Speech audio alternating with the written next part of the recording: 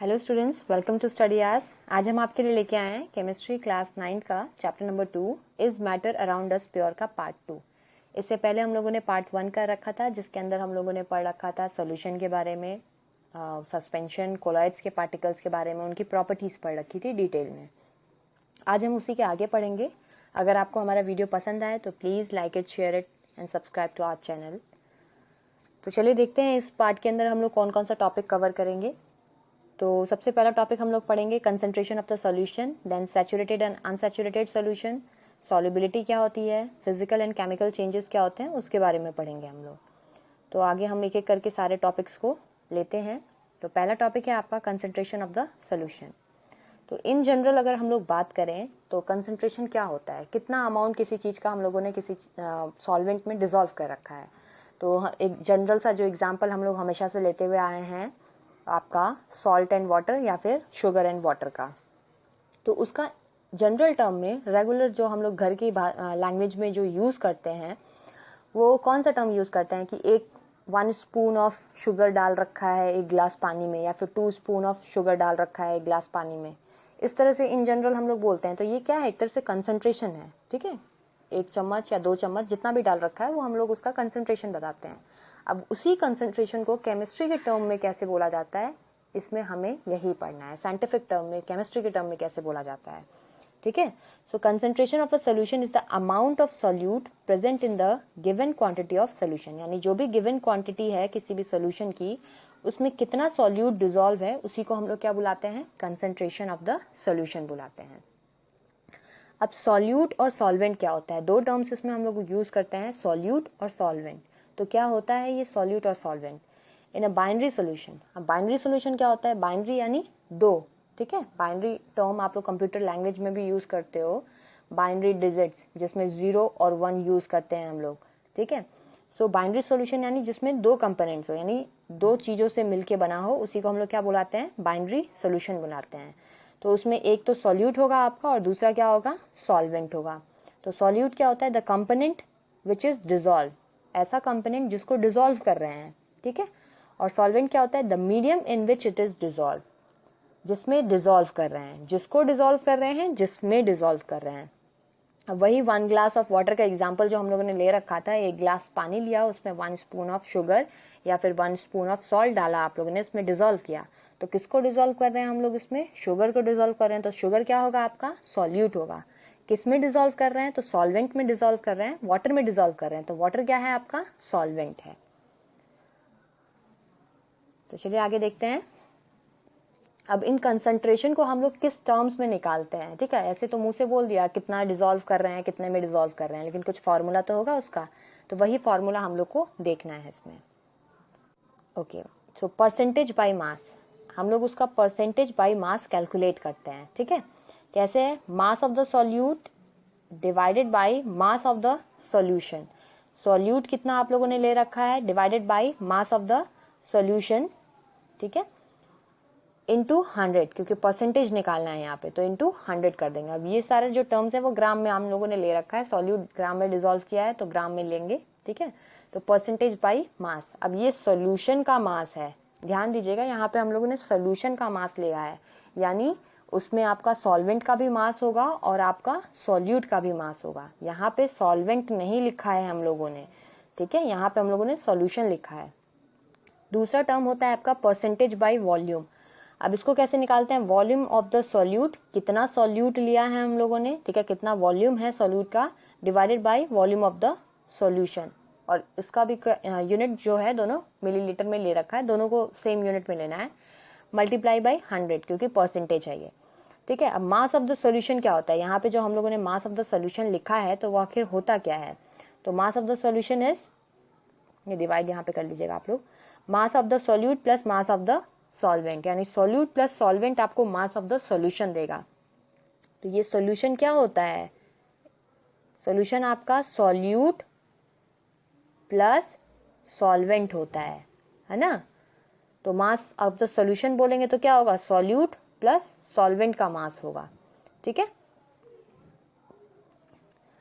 Okay, volume of the solution क्या हो गया, उसी तरह volume of the solute plus volume of the solvent, दोनों का वॉल्यूम, सॉल्यूट और सॉल्वेंट का जब वॉल्यूम ऐड कर देंगे तो वो वॉल्यूम ऑफ द सॉल्यूशन हो जाएगा, दोनों का मास ऐड कर देंगे तो वो मास ऑफ द सॉल्यूशन हो जाएगा। नेक्स्ट देखते हैं हम लोग saturated and unsaturated solution. Saturated और अनसैचुरेटेड सोल्यूशन क्या होता है, ठीक है, a solution in which no more quantity of solute can be dissolve at a particular temperature, उसको हम लोग क्या बुलाते हैं, सैचुरेटेड सोल्यूशन बुलाते हैं। अब आप लोगों ने वही एक ग्लास पानी लिया है जिसके अंदर आप लोगों ने शुगर डिसॉल्व किया, एक स्पून डाला डिसॉल्व हो गया, दूसरा चम्मच डाला डिसॉल्व हो गया, तीसरा चम्मच डाला डिसॉल्व हो गया। एक पॉइंट ऐसा आएगा जब इस नॉर्मल रूम टेम्परेचर पे ही आप लोग उसमें और ज़्यादा शुगर डिसॉल्व नहीं कर पाओगे, ठीक है। अगर आप डिसॉल्व करोगे तो वो नीचे जाके बैठ जाएगा, वो उसमें घुलेगा नहीं, ठीक है, क्लियर सोल्यूशन आपको नहीं मिलेगा। तो उस पॉइंट पे हम लोग क्या कहते हैं, वो जब उसमें और ज़्यादा सोल्यूट डिसॉल्व ना कर पा रहे हो तो उस पॉइंट पे उसको कौन सा सोल्यूशन बुलाएंगे, सैचुरेटेड सोल्यूशन बुलाएंगे, ठीक है। और अनसैचुरेटेड क्या होता है, a solution in which more quantity of solute can be dissolve at a particular temperature. अब इसमें अगर एक चम्मच हम लोगों ने डाला था, अब इसमें एक और चम्मच हम लोग ऐड कर सकते हैं, ठीक है। तो इस पर्टिकुलर पॉइंट पे क्या है, ये अनसैचुरेटेड है, ठीक है। इसमें एक और चम्मच डिसॉल्व कर सकते हैं, उसके बाद और डिसॉल्व कर सकते हैं, तो जब तक इसमें डिसॉल्व कर सकते हैं तब तक ये अनसैचुरेटेड है। लेकिन जब इसमें पूरी तरह से आप इसमें कुछ ऐड नहीं कर सकते हो, जो भी ऐड करोगे वो आपका डिसॉल्व नहीं होगा, वो जाके नीचे में बैठ जाएगा, तो उसको हम लोग क्या बुलाएंगे, सैचुरेटेड सोल्यूशन बुलाएंगे। और एक किसी पर्टिकुलर टेम्परेचर पे बोल रहे हैं, अगर रूम टेम्परेचर की बात कर रहे हैं तो रूम टेम्परेचर पे हम लोग कह रहे हैं इसको, ठीक है।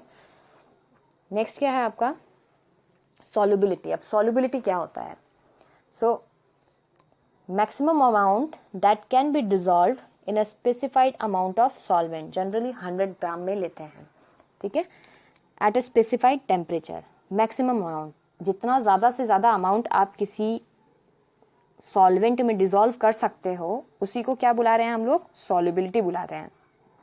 और इसमें एक फिक्स कर दिया गया कि हाँ 100 ग्राम में कितना ज़्यादा आप लोग सॉल्यूट डिसॉल्व कर सकते हो 100 ग्राम ऑफ सॉल्वेंट में, तो उसी को हम लोग क्या बुला रहे हैं, सॉल्युबिलिटी बुला रहे हैं। और टेम्परेचर स्पेसिफाइड किसी स्पेसिफिक टेम्परेचर पे बोला गया है, ठीक है।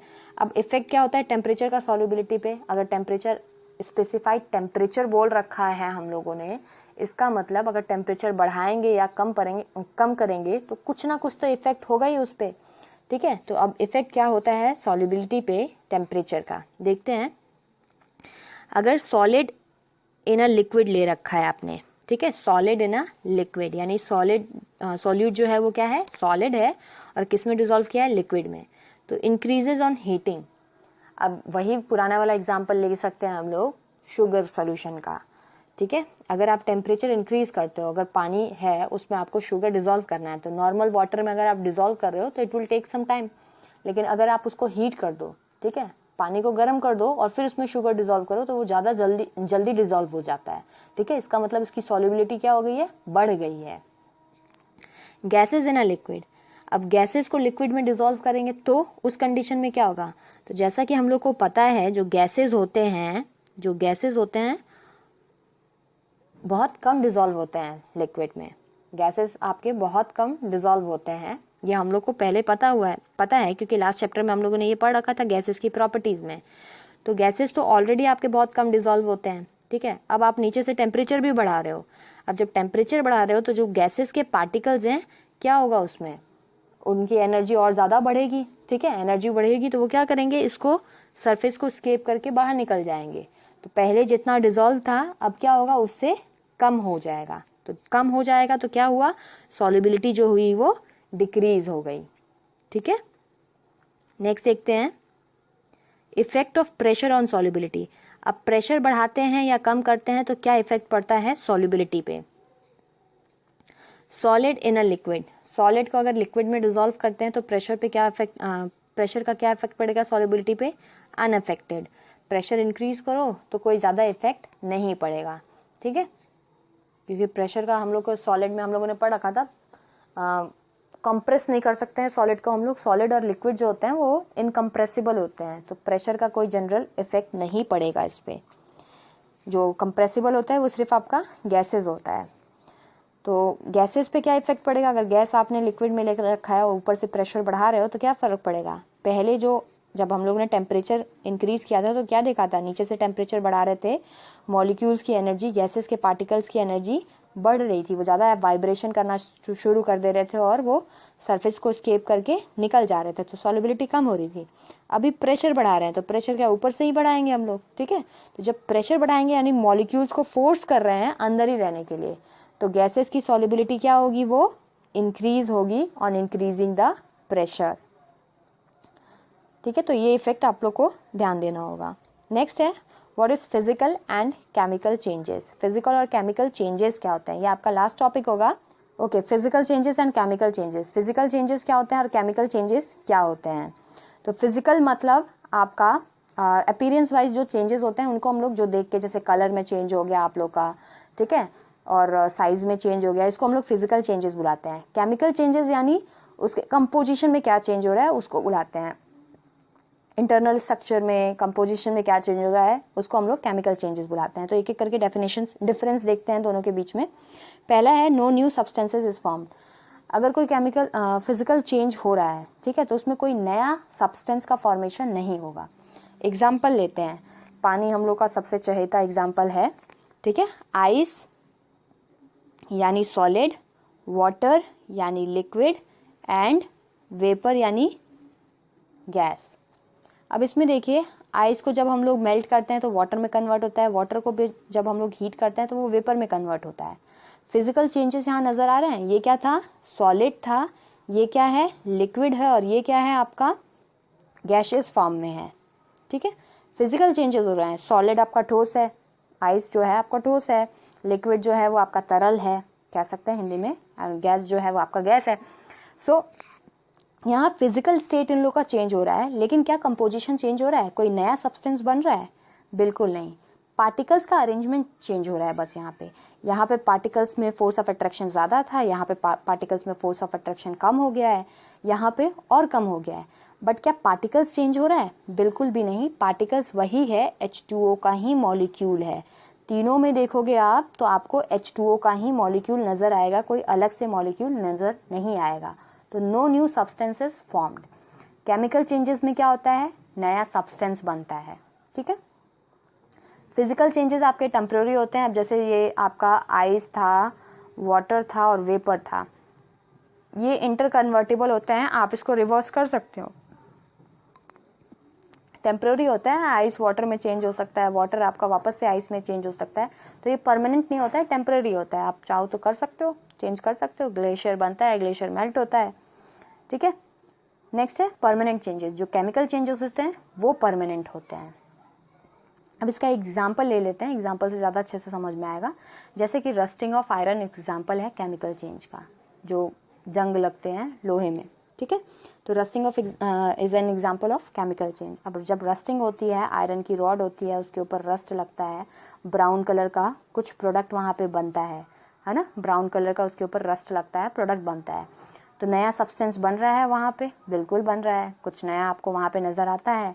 ये परमानेंट चेंज है? बिल्कुल है, क्योंकि आयरन का जब एक बार रस्टिंग हो जाएगी तो आप उसको वापस से आयरन की रॉड में कन्वर्ट नहीं कर सकते हो, तो वो परमानेंट चेंज हुआ। थर्ड है इजिली रिवर्सिबल। अब इसको इजिली आप लोग इंटर कन्वर्ट कर सकते हो, आइस को वाटर में, वाटर को वेपर में, वेपर को वाटर में, एंड देन अगेन आइस में। इजिली रिवर्सिबल है, आप लोग आराम से कर सकते हो, घर पे भी कर सकते हो। लेकिन ये यूजुअली इरिवर्सिबल होता है। अब उसके लिए बहुत ज़्यादा आपको कुछ केमिकल रिएक्शन करवाने पड़ेंगे, तब जाके रिवर्सिबल होगा। यूजुअली आपका एक दो एक्सेप्शंस आ जाएंगे, नहीं तो ये इरिवर्सिबल होता है। यानी इसको वापस से हम लोग आयरन रॉड पे जब रस्टिंग हो जाएगी तो उसको वापस से हम लोग आयरन में कन्वर्ट नहीं कर सकते हैं, ठीक है। नेक्स्ट है very less amount of energy is absorbed और गिवन आउट। जब आपका फिजिकल चेंजेस होता है तो बहुत कम एनर्जी की रिक्वायरमेंट होती है, या फिर बहुत कम एनर्जी वहाँ पे एब्जॉर्ब होता है, ठीक है, फिजिकल चेंजेस में। जो केमिकल चेंजेस होता है इसमें या तो बहुत ज़्यादा अमाउंट ऑफ एनर्जी आपका ऑब्जॉर्ब होता है, या फिर बहुत ज़्यादा अमाउंट ऑफ एनर्जी आपका रिलीज होता है। लास्ट डिफरेंस है आपका मास डू नॉट अल्टर। मास आपका चेंज नहीं होता है फिजिकल चेंज में। जितना आइस आप लोगों ने वाटर में कन्वर्ट किया उसका मास सेम रहेगा, देन आप लोगों ने उसको अलग से कन्वर्ट किया किसमें, वेपर में, तो मास आपका सेम रहेगा। यहाँ पे mass of the substance does alter, या तो कम हो जाएगा या फिर ज़्यादा हो जाएगा। तो एक क्वेश्चन पूछा जाता है रस्टिंग ऑफ आयरन पे पूछा जाता है, हायर क्लासेस में पूछा जाता है, 9th क्लास में नहीं तो हायर क्लासेस में पूछ लिया जाता है कि जब आयरन की रस्टिंग होती है तो उसका मास ज़्यादा होता है या फिर कम होता है। तो इन जनरल तो हम लोग आंसर क्या करेंगे कि कम होता है। क्यों कम हो जाता है? क्योंकि आयरन उसमें रस्टिंग क्या होता है कि मटेरियल आपका लॉस हो रहा है, आयरन में जंग लग रही है, मटेरियल लॉस हो रहा है। आप लोग भी देखते होंगे कि अगर आयरन का अच्छा खासा कोई नेल है, कोई कील वील है, उस पर अगर जंग लग गई तो कुछ दिनों बाद वो पूरी तरह से खोखला हो जाएगा। हम लोग इन जनरल ये आंसर देंगे जिनको केमिस्ट्री के बारे में नहीं पता है। लेकिन रस्टिंग के बाद जो सब्सटेंस होता है, जो वहाँ पे फॉर्मेशन होता है, उसकी वजह से मास जो होता है वो इंक्रीज होता है। ठीक है, तो इसमें आपका मेटल जो है, आयरन मेटल जो है, उसका मास तो कम हो रहा है, लेकिन उस सब्सटेंस जो वहाँ पे बन रहा है, फेरिक ऑक्साइड जो वहाँ पे बन रहा है, उसकी वजह से मास जो है वो आपका इंक्रीज हो रहा है। मास आपका या तो कम हो सकता है या फिर ज़्यादा हो सकता है। सो आज के लिए बस इतना ही, और हम लोग आपके लिए नेक्स्ट पार्ट जल्द लेके आएंगे। आपको अगर वीडियो पसंद आए तो please like it, share it and subscribe to our channel. Thank you everyone.